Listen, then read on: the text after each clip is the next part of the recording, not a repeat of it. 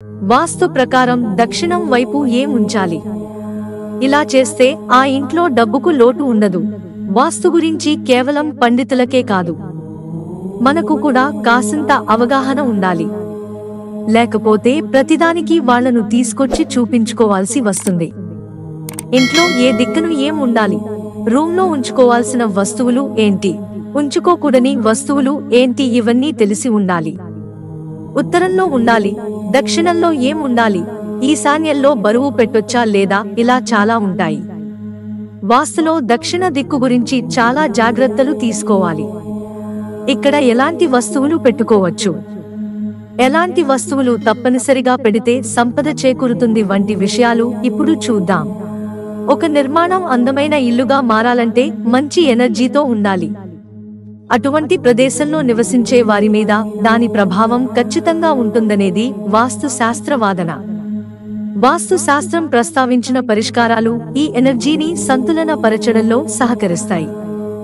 ఎన్నో గుళ్ళు, గోపురాలు, కట్టడాలు వేలాది సంవత్సరాలుగా చెక్కుచెదరకుండా నిలిచి ఉండడానికి కారణం సరైన వాస్తు. దక్షిణం వైపు ఇవి పెట్టుకుంటే, దక్షిణం వైపు గ్రీకు పురాణాల్లో చెప్పుకునే ఫినిక్స్ పక్షి చిత్రాన్ని పెట్టుకోవడం మంచిది.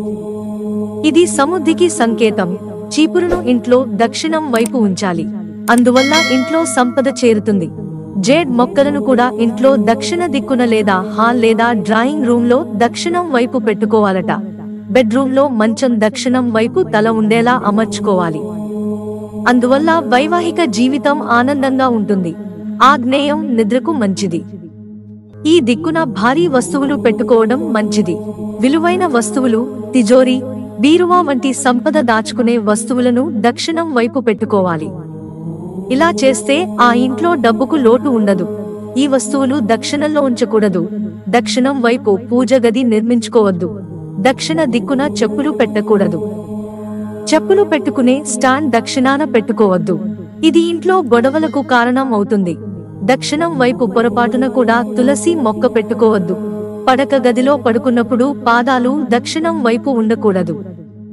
వైవాహిక జీవితంలో కలతలు రావచ్చు. దక్షిణంలో వంట చేయడం మంచిది కాదు. ఎట్టి పరిస్థితుల్లో వంటగది దక్షిణం వైపు ఉండకూడదు. మిత్రులారా, ఛానల్ సబ్స్క్రైబ్ చేసుకోవడం మర్చిపోకండి. ధన్యవాదాలు.